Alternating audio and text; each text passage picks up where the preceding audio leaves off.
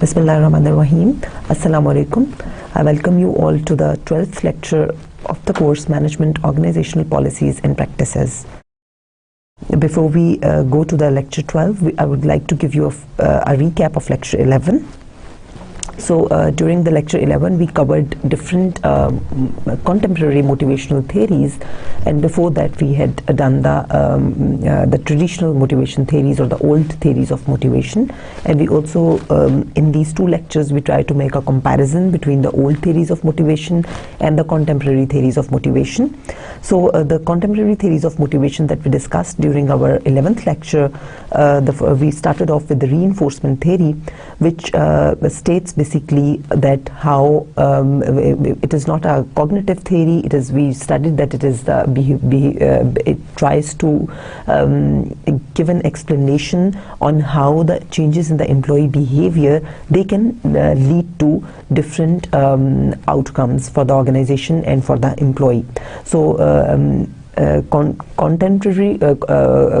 to the cognitive theories of motivation, which examine that how employee motivation is developed and how it can be enhanced, and what are the different explanations of the employee motivation through the employees psychological processes that keep on going, the cognitive processes or the psychological processes, through those how the employee motivation is determined and how it can be enhanced, and how the employees can react under different environments. But the reinforcement theory was that how the changes in the employees' behaviors, the management that can hit the employee behavior, and those behavioral changes, they can lead to the desired outcomes. And we studied the concept of positive and negative enforcement here. We saw that how positive enforcement can lead to the better outcomes, and how negative enforcement sometimes can also lead to the positive outcomes, right? So then we also studied the concept of equity theory, wherein we studied that how you need to balance out the input-output ratio of the individual with the referent other, right? How the individuals, they make comparisons between their input-output ratio and the input-output ratio of their relevant others, right? And how if those comparisons or if those ratios, they are not maintained, then what are the consequences for the individual or for the employee? So if an individual feels that his input-output ratio is lower compared to his counterpart, how he will react, what are the different strategies that he adopts, how he can make changes in his output. He will try to change the output, how he can try to change the input, how he can try to change the referent other, and how he can try to change his standards of comparison, and so on. We saw all those different options or all those different possibilities that the employee can exercise. We also studied that how the equity having the equitable distribution, how it affects the employees' attitudes, and how it affects the organization, how it affects the image of the organization on the whole, right? Then in relation to this equity theory, we also studied the concept of justice, and that how the employees, they perceive the fairness in the organization regarding the different organizational outcomes, regarding the different organizational processes, and how those justice perceptions or the fairness perceptions of employees, how they are formed, and how they are then they influence the different employee attitudes and behaviors, which then translate into the differential organizational and individual related outcomes.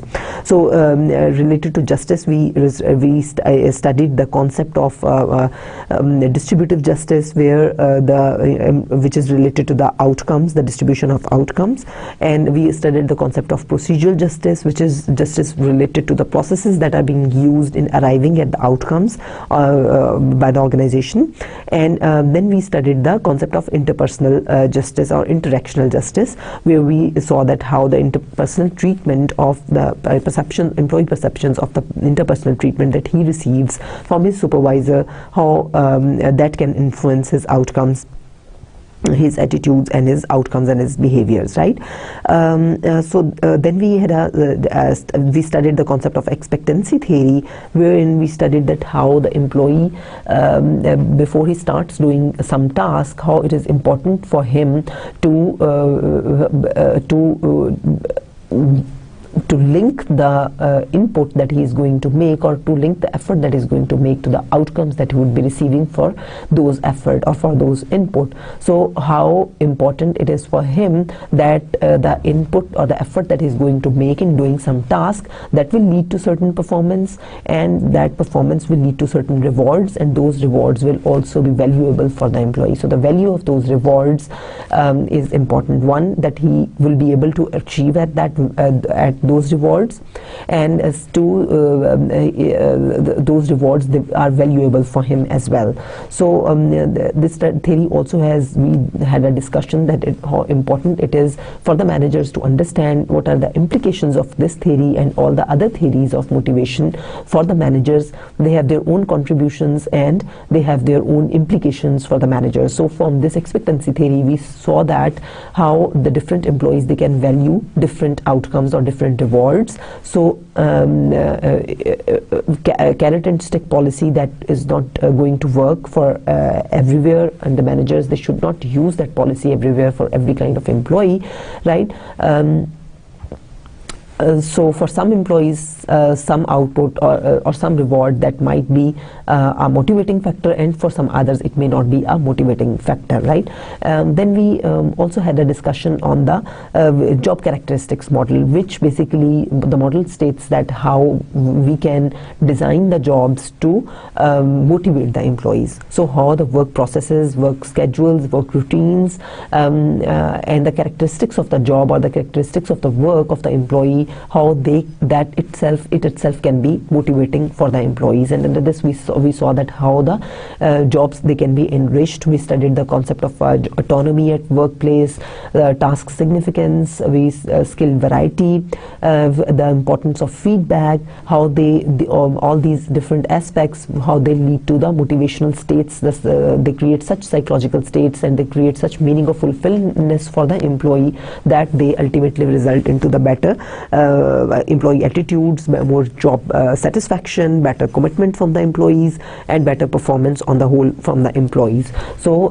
this basically model, it states that that this is how the jobs, they should be designed, in which there should be, employees should perceive that those jobs are significant for the organization, they have some added value for the organization, they're important. If the employee perceives that he's performing an important task and he's performing it till end, there is some identity also attached to that task. So if he is, for example, producing a full chair or complete chair, then he will identify with the task that he is doing, and if that is critical for the organization as well, then it will be a significant task as well, right? And how it will be motivating for the employee, and the continuous feedback that the employee gains, how all these factors, they lead to better motivation of the employees at the workplace.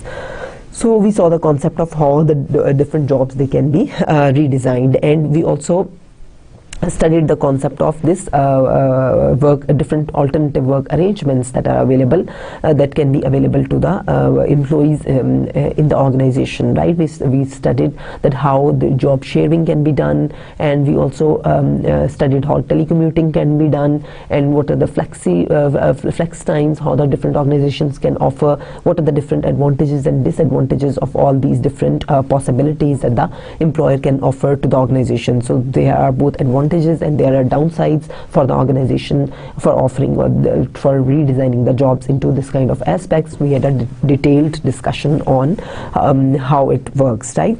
Then of course we had our conclusions, wherein we discussed the implications of all these different aspects for the managers and for the organizations. So for today's lecture, we would be again talking about the different concepts, the application of the different concepts of motivation that we have got earlier. So this is, you can say that the continuation of the previous lecture, lecture 11. So herein we'll again be discussing all the different concepts and the different applications of the motivation concepts. So let's see what is the outline of today's lecture. Herein we'll we'll be seeing the employee involvement programs, right? So then, because as I told you that it's again related to motivation, earlier we did the theories of motivation, then we moved on to the different possibilities that how the organization can change how the work characteristics or job characteristics, they can be more motivating, how job redesign can be more motivating, what are the different processes involved therein. And for this lecture we'll be seeing that what is the role of employee involvement programs in the employee motivation. And under these employee involvement programs we'll be seeing the participative management, we'll be seeing the representative participation, and we'll be seeing this quality circles. Then we'll be seeing the linking employee involvement programs to motivation theories, that how these different employee involvement or participation programs, they are related to the different motivation theories that we have studied earlier. Then we'll be seeing the concept of using the rewards to motivate employees, right? So what are the different kinds of rewards which can be used to motivate employees? Are they extrinsic rewards or are they intrinsic rewards? And then how the extrinsic rewards are linked to the employee motivation, and how intrinsic rewards are linked to employee motivation, and what are the differences between the two. Then we'll be saying that how an organization normally determines what it has to pay its employees, right? How it establishes its pay structure. Then we'll be seeing that how the organization decides that how it has to pay, right? Or whether it has to stick to the fixed term pay plans or variable pay programs, and what are the different options, how it has to reward the employees if it, for example, follows the variable pay programs, because there are a number of variable pay programs which we'll be discussing, such as the piece rate pay program, the merit based pay program. There are different bonuses, then there are skill based pay programs, then there are profit sharing plans, and we have the gain sharing programs, and we also have the employee stock ownership plans. Then we'll be seeing that what are the global implications of all these different concepts of motivation and all the different applications of motivation for the management, right? So and for the society on the whole, right? So what are the different implications, whether they are applicable globally or they are not? We'll be having a discussion on this global implications in the end. So what is employee involvement, or what are employee involvement programs? Employee involvement programs, it's basically a participative process that uses the entire capacity of employees and is designed to encourage increased commitment to the organization's success, right? So as the definition itself indicates, that basically these programs, they are the participative programs in which you try to involve as many employees, as much capacity of the employees as you can, right, so as to enhance the commitment of the employees towards the organizational success, right? So let's see that the first type of this employee involvement program that I told you earlier is the participative management. Participative management is basically a process in which subordinates, they share a significant degree of decision-making power with their immediate supervisors, right? So the employees, they have a sufficient degree of decision-making power, but how what cautions that you have to take when you are designing this participative management, or when you're trying to involve the employees into the programs, you need to take care that the employees that you are involving in your program, they have or you are discussing certain issues, the organizational issues on which you need to, or there are certain problems on which you need to make certain decisions. You have to do your decision makings, you have to do your brainstorming, right? And how you have to involve the employees in that. Of course, you don't have to involve them haphazardly. It has to be a very managed and thought of process, right? This participation of the employees. One, you need to take care of this, that the issues, they are concerning the employees, right? So there are certain issues in the department which are concerning the whole of the department. There can be certain issues which are concerning some of the employees and not all of the employees, right? So you need to see that which issues are concerning which employees and whom you need to involve in this decision making process, right? One is this. Secondly, you also need to make sure that the employees who are participating in this decision making process, they have the necessary knowledge and they have the necessary skills and the abilities to give a good input on the problem, and so they should be capable of providing the input, and they should be capable of participating. They should have the necessary knowledge and skills to participate in the decision making process, right? And thirdly, of course, there need to be a good level of trust and a good level of understanding between the different parties that are involved in this decision-making process, or who are participating in the in this decision-making process. Right? There should be a good level of trust and understanding between those. They should be committed towards the goal of making good decisions, which are in the betterment of the organization and which are better for the organizational effectiveness. We have the example of MBA program. Of course, it's an example of the participative management, wherein the middle level managers, they are basically trying to gain the input from all the employees in the at the branch level or at the business unit level. They hold meetings with those employees, and they jointly set targets, and then they there is a system of regular quarterly based feedback normally, right? And the targets and the goals, they are very clearly set, and they are jointly set, and the employees own those goals and targets. They develop the strategies themselves on how they have to achieve those goals, what will be the resource allocations, etc. And then there is a continuous feedback process, which is a quarterly based or like that. So that is an example of the participative management. Then we see that there is a representative participation as an example of this employee involvement program. Certain organizations, they engage into this representative management. So what happens here is that the workers, they participate in organizational decision making through a small group of representative employees, right? Then we have the work councils, which are an example of this representative management, wherein what happens is that the groups of nominated or elected employees who must be consulted when management makes decision involving personnel, right? So work councils, they are very common in many organizations. They have the work councils where the different employees, they select their representative who is representing them, right? And that work council representative or the worker representative, he basically has to be involved in the every decision making that is being done, which is concerning the employee. So he basically speaks on the behalf of the employees and all that in this decision making process. Then we have the board representative as well, which is a form of representative participation, wherein employees sit on a company's board of directors and represent the interest of the firm's employees, right? So there are a few employees who represent the rest of the employees on the behalf of the rest of the employees. They are sitting on the board of directors, and they are safeguarding the interests of the employees and communicating their say to the management. So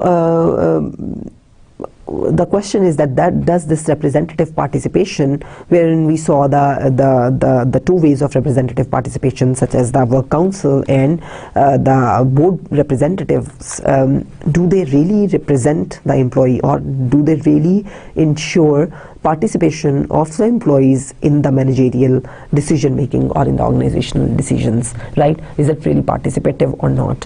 So the literature, it shows that representative employees involvement and motivation, that may increase as a result of this kind of employee involvement programs, but overall the rest of the employees, it practically does not contribute to any participation from the other low level employees, right? So the representatives, they are normally representing their interests, right, but not those of the lower level employees. So that is a major concern which is advanced in relation to this kind of employee involvement program. Then another form is the quality circles of the employee involvement program, right? So here in quality circles, what happens is that it is basically a work group of employees who meet regularly to discuss their quality problems, investigate causes, recommend solutions, and take corrective actions. So there is a group of people, around 5, 7, 8 people, who are basically related to the similar tasks or similar activities. They join together, they sit together along with their supervisor. They sit together and they have a meeting, they have a discussion on the different problems which are coming, right, and the different corrective actions that can be taken and the different possible solutions for those problems. So normally this kind of meetings, they take place once in a week, right? So there are different limiting factors of this kind of employee involvement programs as well. So the major criticism on this quality circles is that it is basically when you have to meet only for 1 or 2 hours in a full week, which is spread over 40 hours of work, then out of those 40 hours, if you spend even 1 hour entering into this kind of discussions, that is not really a participative decision making, right? That is not really employee involvement in real terms, right? So it has been criticized that it is only a bandwagon by management in order to show that, okay, it is really taking the say of the employees and it is really providing them an opportunity to be involved in the management's decisions, right? But in practically it has nil utility, right? And it has also been reported that it has no effects on employees' productivity and on employees' job satisfaction. There are a few studies that report that, okay, there is a positive relationship between these quality circles and employees' productivity, because it's really discussing on the issues related to the problems and the task. So it might be related positively to employee productivity, but there again, as I told you earlier, there are mixed findings. But for employee satisfaction, we could not find any research which reports that there is a positive link between these two, and that is mainly because the purpose for which these quality circles they were formulated, that is not being served because of the very little amount of time that is going to this kind of involvement programs. So when we try to link these employee involvement programs with the different motivation theories, we see that we had a discussion on this theory X and theory Y, wherein, if you could recall, we saw that how under the theory X assumptions, the managers, they believe that all the employees, they are inherently, they don't want to do any work, they're lazy and they are not really motivated to do their work, right?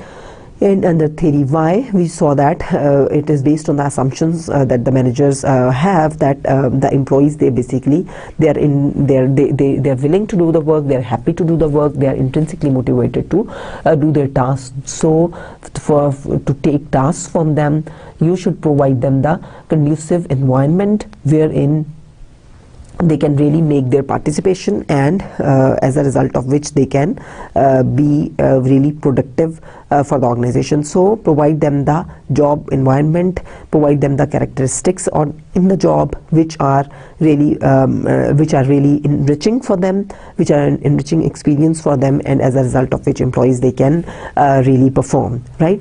So this theory basically believes that the jobs should be enriched, wherein the employees, they should have the autonomy, they should have the power to make the decisions, they should have the power to they should be involved basically in the management's decision making, right? So this theory basically, it had this recommendations for the management that the employees, since they are inherently prone to the work at their job, they are motivated to do the work at their job, therefore they should be provided with a conducive environment to perform, and thus there should be some involvement of the employees.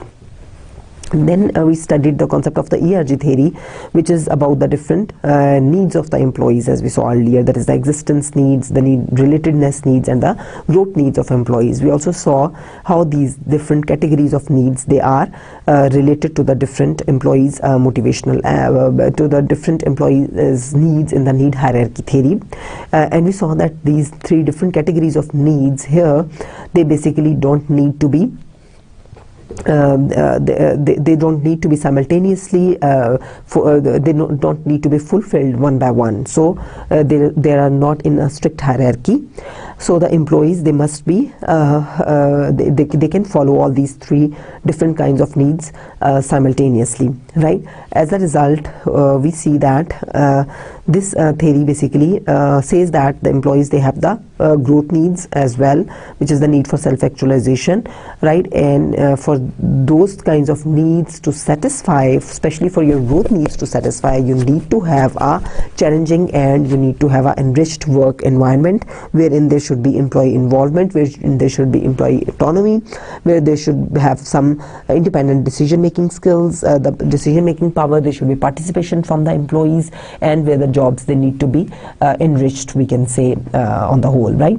So this theory also is supportive of these different kinds of employee involvement programs. And then we also studied this two-factor theory, wherein we studied the concept of the extrinsic and in the intrinsic motivation. And we also saw in this theory, it was very interesting aspect, as we discussed earlier, that for the long-term performance of the employees, or for their long-term satisfaction, and to draw long-term results from the employees, and for the long-term strategic advantages for the organization, the employees, they need to be intrinsically motivated and not extrinsically motivated. That was the concept that was given by this theory, that the extrinsic motivators, they are the hygiene factors, and the intrinsic motivators are the real factors which can really bring change in the long term in the employee attitudes and employee behaviors, right? So in order to intrinsically motivate the employees, this theory basically, again, the Herzberg, he gave the concept of enriching the jobs, that how we should not enlarge the jobs, but we should enrich the jobs, right? So all these theories, they are basically talking about the enrichment of the jobs, and one important aspect is the employee involvement programs, or the initiating of the participative management, or involving the employees in organizational decision making. So the employee involvement programs, it is important to have them if we consider a number of theories on employee motivation, and herein I give you a few examples. Okay, so how the organization, it needs to reward its employees, right? And how these different rewards, they are linked to the motivation of the employees. Under what conditions certain rewards are possible, under what conditions they are not possible. We are going to have a discussion on this here, right? So when we are talking about rewarding employees, there are four different aspects that we are talking about. One, what you have to pay. Two, how you have to pay. Three, what benefits to offer. And four, how to recognize employees. So for the first one, when you're talking about the first aspect of the rewarding employees, is what you have to pay, right? That is how you have to set your pay structures, right? It can be very complex in different organizations, and of course it can be context specific, and it can be specific to the structure of the organization itself as well, right? Of course there are two aspects when we are talking about what you have to pay, how you have to structure your pays in the organization. There are two important factors that the organizations or the managers, they must consider. One is the internal equity, and the other one is the external equity. So internal equity, it basically talks about the worth of the job to the organization, usually established through job evaluation, right? So internal equity, I just defined it to you, it is basically related to what the employee can do for you, right? And what is the worth of the employee for you, right? And what you want to take from the employee, how critical that is for you as the organization, right? What are the skills that the employee has, how critical those skills are for you, and what is the value of the employee for you, and basing on that you are trying to arrive at the pay structure. So for certain kinds of skills that might be very critical for the organization, they might be the critical success factors of the organizations, and for those skills or for those requirements, the organization may be ready and willing to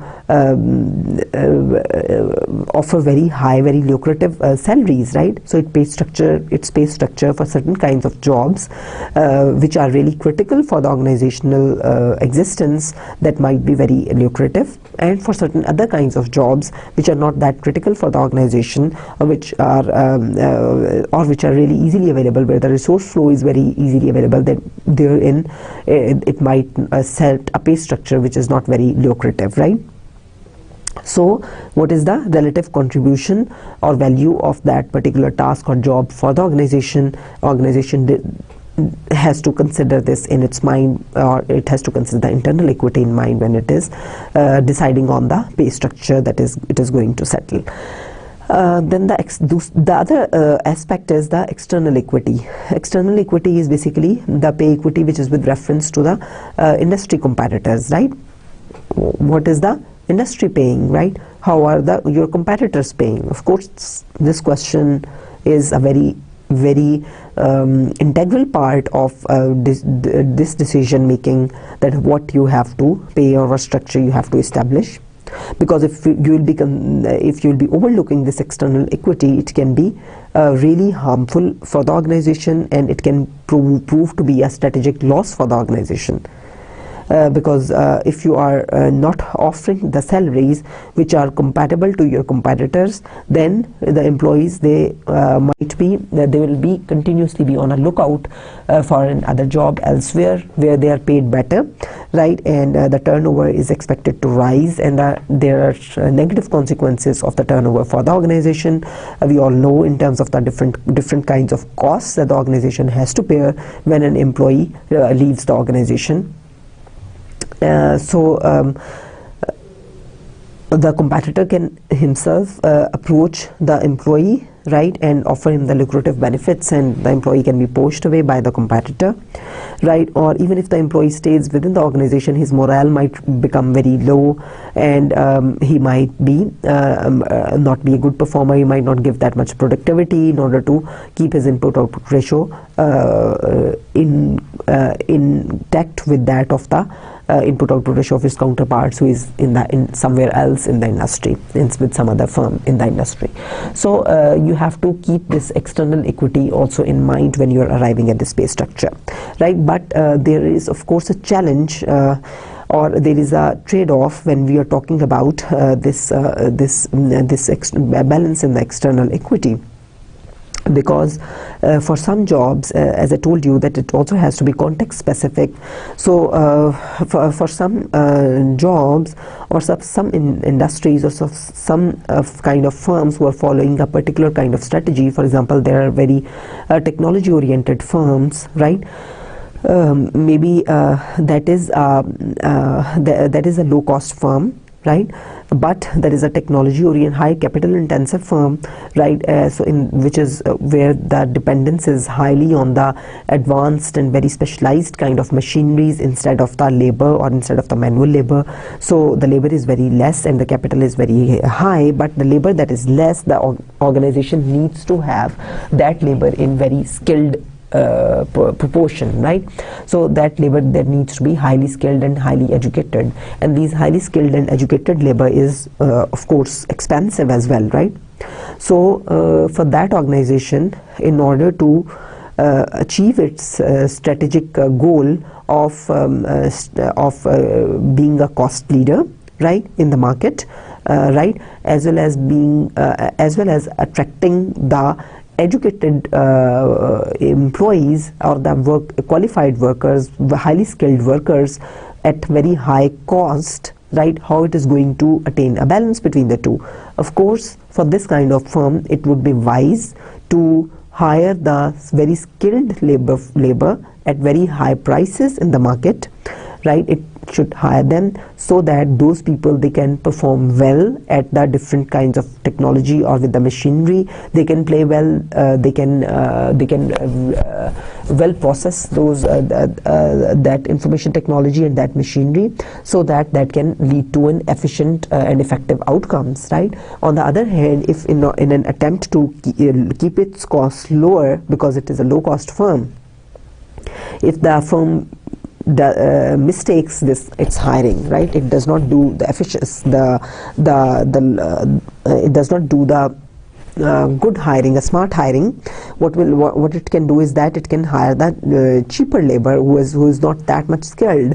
Then that's going to be ultimately more costly for this firm, because that labor may not have the necessary skills to operate the machinery, and that might ultimately lead to much lesser productivity and much lesser efficiency, and thus lead to increased costs instead of the reduced costs, right? So the firms, they need to understand what are the competitive strategies of the firm, right? How it has to achieve its goals, right? What is the technology that the firm is using, what kind of employees it needs to hire or it needs to have, right? And then it has to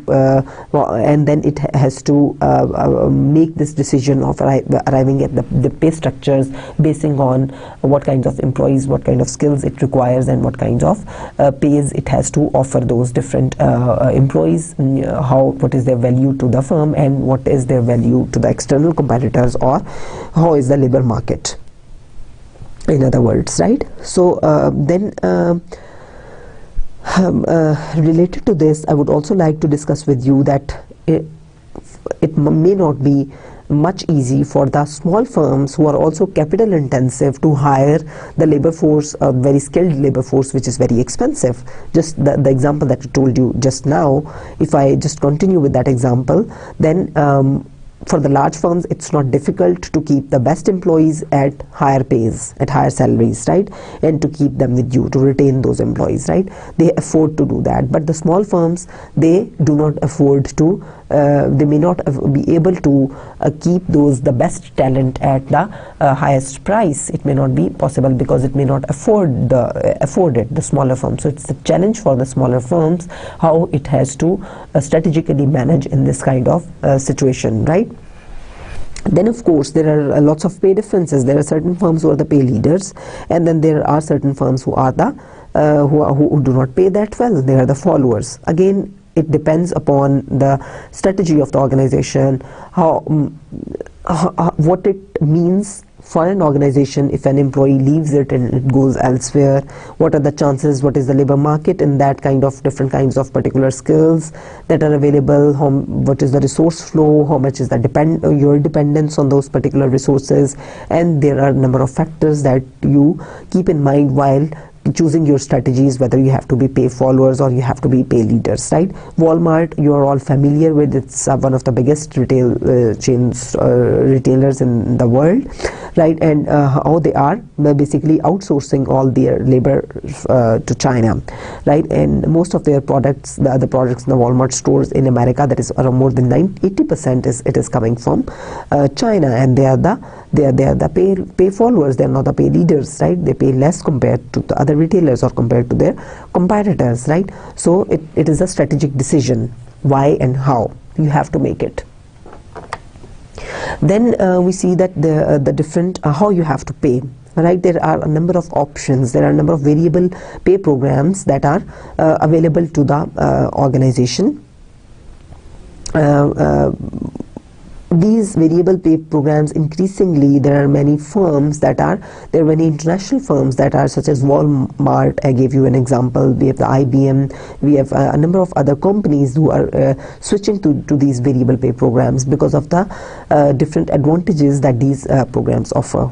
Of course, the biggest advantage, as the name indicates, is that here the pays are not fixed. So the fixed portion is lesser, the variable portion is more. As we all know that for out of the costs of the firms, the highest the costs, one of the highest costs that the firms has is the salaries of the employees, right? When you make those salaries, when you don't keep them fixed but you make them variable, of course it gives the flexibility to the organization. The organizations, they are better able to achieve a better balance when in the times of recessions. So when you're linking your pays to the performance of the employees, or when you're linking the pay to the productivity or the outcomes of the sales, etc., then as a result, in times of recession, when there are not much sales, there is not much productivity, there is lower performance, as a result you have linked your pays to those different outcomes, those different measures, then your pays they would also fluctuate. So in times of recessions, the organization has to pay lesser, and so it's easier for the organization to manage its flexibility as well, right? Then compared to if on the other hand, if the organization has a fixed pay plan, then even if in times of recession, its pay pool or the cost it has to incur in paying the employees, that remains the same, that is fixed. But in case of variable pay, as I told you earlier, that is not the case, right? So variable pay programs, they have this flexibility, and they have this advantage for the organizations. And these pay programs, variable pays, they're also good for the employees. For the good performers, they really like this kind of pay programs, because they can see the jumps in their salary which is contingent on their performance. For the employees who are not good performance, their pay remains, or that becomes more or less stagnant over time. But for the employees who are good performance, they experience continuous increase in their pays, right? So it is a motivating factor for those employees as well, who are good performers for the organization, right? Then what are the different, or what are a number of variable pay programs? One, we have this piece rate pay plans. Then we have the profit sharing plans. We have the gain sharing plans, right? So let's have a discussion on these different programs. First, we see the piece rate pay plans. Herein, what happens is that workers, they are paid a fixed sum for each unit of production completed. So in other words, there is no base salary in this kind of pay program. There is but you are fixing a sum of money that the worker he will get after he is producing, or in line with the number of units he is producing, right? So if he is, for example, a worker is selling 40 bricks in a day, and you give him $1 per brick, then you'll be giving him $40 for those 40 bricks sold, right? They are in themselves, this kind of programs have a motivation for the workers, because the workers, of course, they would try to sell more in order to get better income or more pay, right? So of course, the one who is selling the 40 knows that if he'll work a little harder, and if he'll sell 50 instead of 40 bricks, then he will be getting $50. But there are certain disadvantages of this kind of system. As if I take the example of Sears, who is this automotive repair shop, one of the very biggest automotive repair shops, and they have a number of stores worldwide. What I think I gave you the example earlier as well, but again here in this context I would like to give you the example that how they linked their performance management system, how they made it compensation based, how they made their rewards contingent on the performance of their sales workforce. So the sales workforce, they started to, in order to enhance their commissions, they started to do the unnecessary repairs, right, for the clients, right, and they tried to sell the parts which were not required by the which were not required in the cars, or which were not required by the clients. They tried to sell those products, making those recommendations and selling those products, right, fitting them in the cars, etc., right?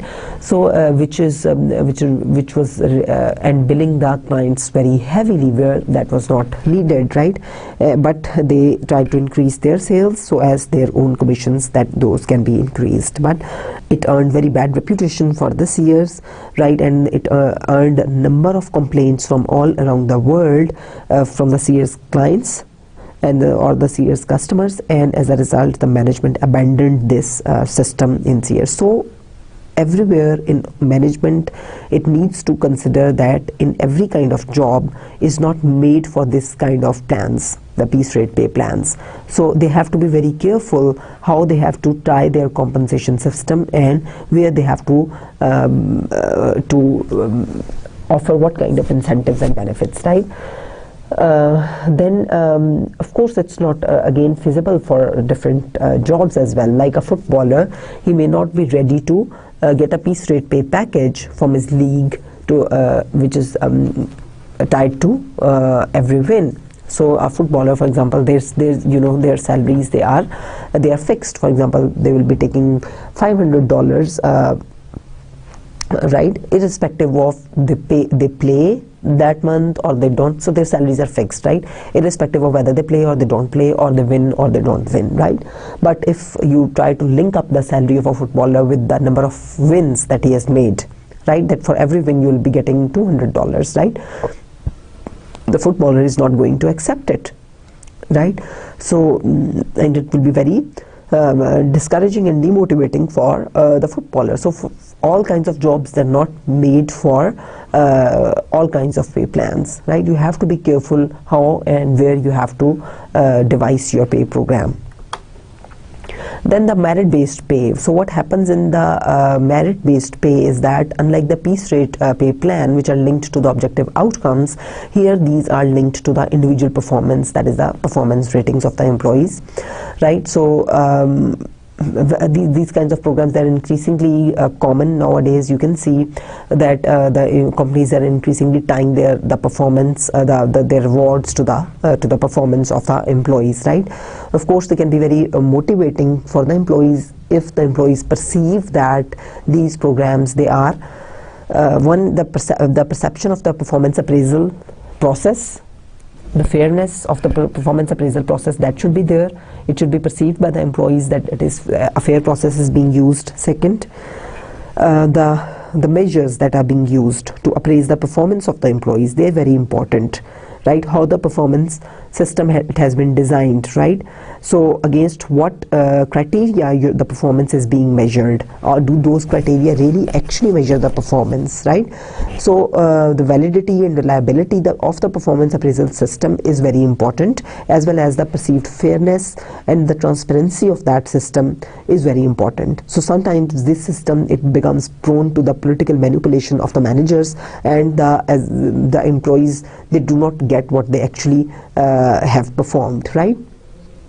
Especially in the cases where the performances of the employees, they are not very objective, they are a little subjective, right? There the managers, the employees, they can be prone to this kind of they can become prey of managerial political manipulations, right? And the managers, they are trying to promote their favorites, and they're trying to send better performance evaluations of their favorites, and getting more favorable rewards for them compared to the employees they don't like. So that can also happen in organizations, and that can be really demotivating for the employees, where the process, they do not perceive the process to be fair, and it can have very negative outcomes for the individual, which will be then translated to the negative outcomes for the organization. Right, so employers, they are of course increasingly adopting this system, and they're also increasing the differentials between the high and low performers, right? Like paying the high performers 10% increase, right, in the salary, and the low performers just giving them 1 or 2% increase in the salary, right? So trying to increase the gap between the low and the high performers, right? And then of course, this merit-based pay, it can be a very important means of goal achievement as well, not just a way to change wages, right? So it's of course, when you are linking the incentives to the performance of the employees, it can be give a motivation to the employees that they need to perform better, they need to achieve their goals, which can then translate to the goal achievement at a higher level of the organization, at the strategic level, right? So it is not only that how you are determining your pay structures, or how you are designing your pay structures, right, or how you are determining what you have to pay which employee. It's not only about till that, it's ahead of that, right? You're also in a way trying to manage the performance of the employees, and you can also in a way trying to manage the goal commitment, right? And then of course, as I told you earlier, that one of the advantage of this kind of system is that the pay raise pools fluctuates based on the economic conditions, right?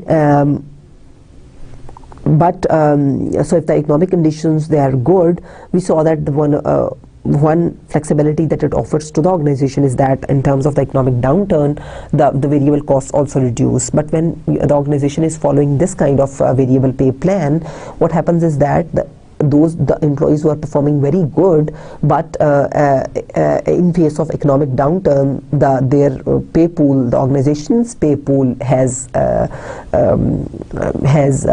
really shrinked, then it is going to be demotivating for the good performers, because they are not going to get in commensurate with their input or with their performance, right? So in good times, that employee with the same level of performance may be getting very good, but in bad times with the same level of input and effort and performance, he may be getting very less, right? So you can say that is one of the downsides, the downside of this kind of pay plan for the employee. But of course, it's a flexibility for the organization, right? Then we have this.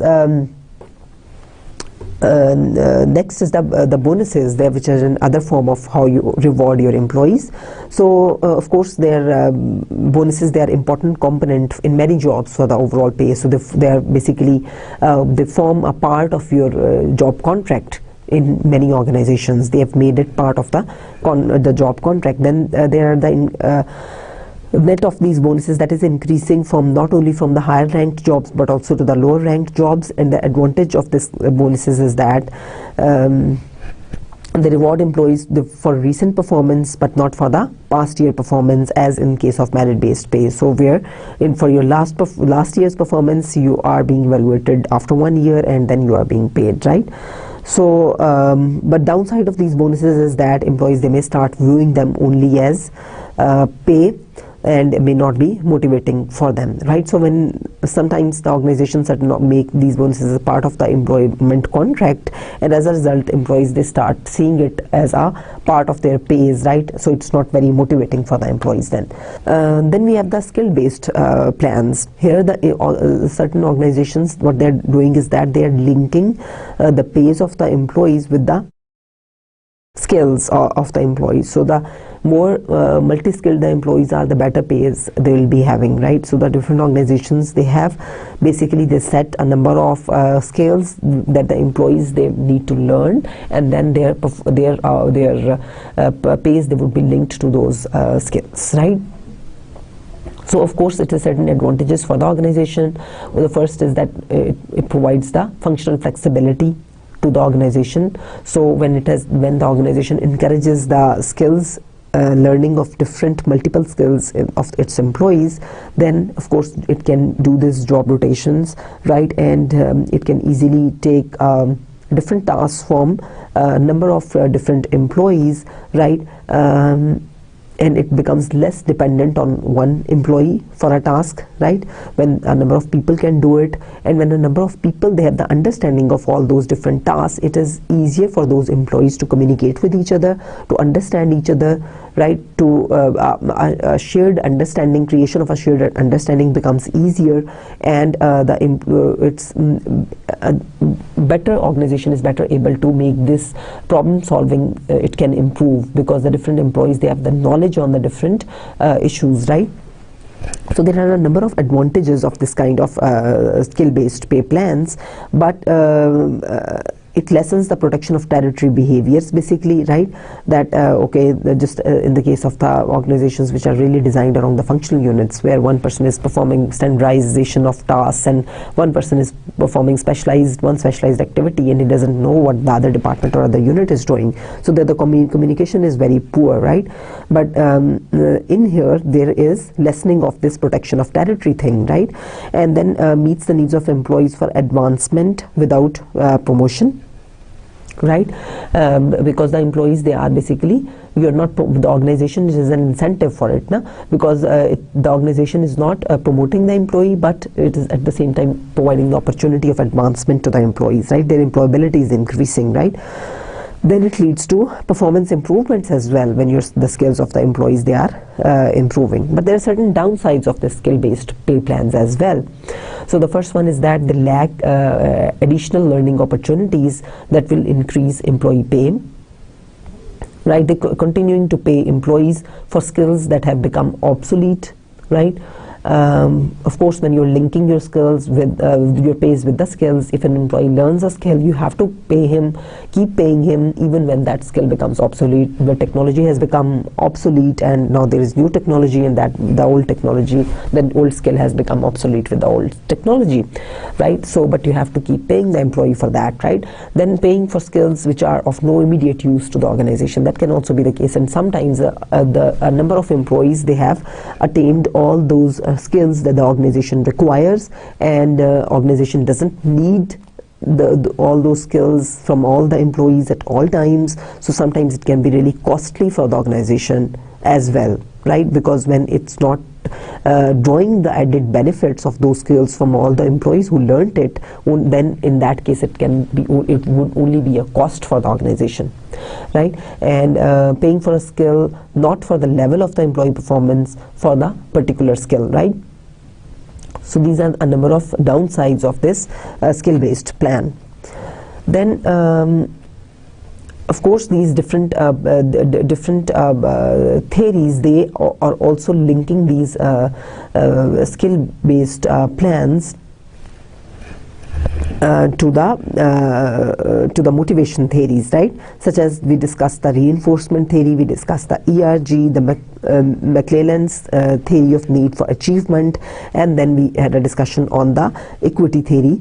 So this is I would like you to do some brainstorming and try to identify how all these different theories, they guide the skill-based pay plans, right? Because we have made a very, very detailed discussion on all these different theories, and I gave you a similar example in one of my previous slides on all those different theories and the participative management or employee involvement programs. So here for a link between these, this is a brainstorming exercise for you. Make discussion in groups or do the individual reading and discussion, or consult the previous slides and then try to find out an answer here. Then we have the profit sharing programs as well, which certain organizations offer. So these are the organization-wide programs that distribute compensation based on some established formula designed around a company's profitability, right? So it can be direct case outlays or allocation of stock options to top managers, right? There can be a number of ways where the organizations who have a predetermined formula that how it will be dividing or distributing the profits, right? And these profits, they can be in cash form or they can be allocation of the stocks to the top managers, right? Then the gain sharing is another incentive plan in which improvements in group productivity determine the total amount of money that is allocated, right?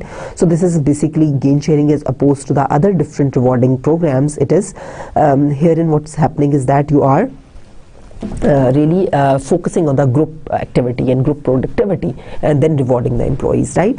So then we have the employees stock ownership options, wherein what happens is that you are giving the employees the different stocks, the ownership to the different stocks. They normally different organizations, they sell their stocks to the employees at a much lower value than the market value of that stock, right? And what happens, the employee then has the ownership in the company, right? But important for motivation of the employees, it is important that employees should not only feel the financial attachment or the financial ownership of the company, but he also needs to have the psychological ownership of the company for this kind of program to be successful, right? Because unless an employee has psychological ownership, it's not going to work much. So psychological ownership can be enhanced through continuously updating the employees about the status of the business, right? Then of course, what are the implications of all these different variable pay programs for the employee motivation? The profit sharing programs and gain sharing programs, they are reported to increase organizational performance, profitability, positive employee attitudes compared to organizations that are not having them. Then what are the consequences? Consequences or the claims. If we try to see in cohesion or in a whole, we'll see that there are certain claims by sociologists that monetizing incentives undermines performance. They seem to be refuted by this previous finding about the positive linkage between the profit sharing and the gain sharing programs and the organizational outcomes, right? And then we also have a caution that not everyone responds alike to variable pay plans, such as risk-averse persons. Right, of course, there are certain risk-averse employees as well who don't want to be linked to these variable pay programs. They need to have a fixed pool of money that they'll be getting every month, right? And we also have a food of thought about the claim by sociologists. You need to think over it, brainstorm it, and you may come up with a question on this in your paper. So, okay, I have a small cartoon for you where this manager, he is exercising this performance relating pay, and he is telling the employee that so there is 5% more for coming to work, 5% for being on time, and a bonus for returning promptly from lunch. So how he is linking all those different activities to the pays. Then we have the intrinsic motivation and employee recognition program. So previously, the different rewards that we did, they are basically extrinsic, how you can extrinsically motivate the employees through rewards, right? And intrinsic motivation, as some of the studies, some of the theories, they have noted that intrinsic motivation can be more long-term. It can have long-term effects for the employee. I just discussed it in detail with you some time ago as well. These are how you can give the intrinsic rewards to the employee and how it can stimulate the intrinsic motivation to the employee. Compared to the extrinsic rewards, it has been shown that sometimes the intrinsic motivation or the intrinsic rewards, they can be really very cheap, and they can really work wonders, and they can have long-term effects on the employee attitudes and behavior, such as saying a simple thank you to the employee. It can really bring a very positive change in the employee's attitude, and it can be very encouraging for the employee, right? And similarly, just recognizing the employee's efforts, right, and encouraging repetition of desired behaviors, right? All these are the different efforts or the different recognition schemes that can enhance the employee's intrinsic motivation. But as I discussed with you earlier, that for those types of works or for those kinds of systems wherein the output, measuring the output is not very objective, it is very subjective, therein the employees, they again may exercise the political manipulation, and they may recognize the efforts, those employees who have not actually contributed that much. They may promote those employees, and they may discourage the employees, or they may not recognize the efforts of the employees who have actually put in the efforts. So they may promote their favorites, right? So see, certain organizations, they have this kind of employee recognition program, such as the Employee of the Month. So what are the global implications of all these different efforts, or these different options for the organization to create an environment of motivation for its workers? The job characteristics model and the job enrichment that we discussed in very much detail, some studies show that this model is really individualistic, because here we talk about the concept of feedback, individual feedback related to the individual's performance, the autonomy giving to the individual, right? His task, it needs to be really identifiable, it should be in a whole, right? So it is more individual oriented, or it is more individualistic oriented, right? And that is why it has been observed that this kind of model, it may not be very good, or it may not be applicable to the collectivistic cultures. In the spirit, it is applicable to the individualistic cultures. But we have conflicting findings as to this caution. Job involvement, it seems to work well in Japan and Hungary as well, right? So this kind of programs, they have been reported to be doing well in certain collectivistic cultures as well, such as Japan and Hungary, not only in the individualistic cultures such as the US. Then these programs are globally applicable. Then the telecommuting, again we don't have the data on the developing countries, but we have data on the US and on the Europe, and this data shows that the countries like US, they are really into it and it's successful there, but not as much used in the Europe. But other dimensions, cultural dimensions, or for the rest of the world, it has not been tested, so there are no clues as to whether it is context or culture related or not. Then the different variable pay plans, right? They are such as the individual pay system, such as the pay for performance, right? Or are they for the individual cultures, while the gain sharing and the profit sharing, which I told you, they are the group based rewards, are they for collectivist cultures because they are the group based, and the pay for performance is the individual performance based, so are they for the individualistic cultures? Again, we don't have any answer. So the gain sharing, if it is applied in the US, which is the individualistic country, will it be equally successful there or not? We don't know. There is no research on this, and there is no answer yet. And then the employee involvement programs, which seem to work well in individualistic cultures, then collectivist cultures such as India, where society is high power distance and accepts a high authority from managers, right? So this kind of involvement programs, what is their applicability to the individualistic and the collectivist cultures?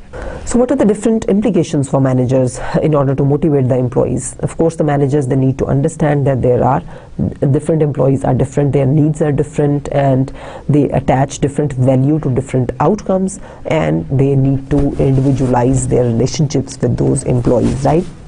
So they should, of course, invite them to the managerial decision making. They should let them participate at least in those decisions which are really concerning them, right? And they should link the rewards to performance, and they should check the system for equity. They should use goals and feedback for motivating the employees. So these are the different some of the implications to sum up the discussion on this motivation, different concepts of motivation and different applications. So I have just summed it up like this, right? So there is a checkup for you, the motivation applications. Flexible benefits are recommended most strongly by which theory? Expectancy theory. And I have another checkup for you, motivation applications, that this one again you need to study and you need to find out what and how, right? So with this I come to an end of this today's lecture. I hope you had a good time listening to me. Thank you for your patience. Allah Hafiz.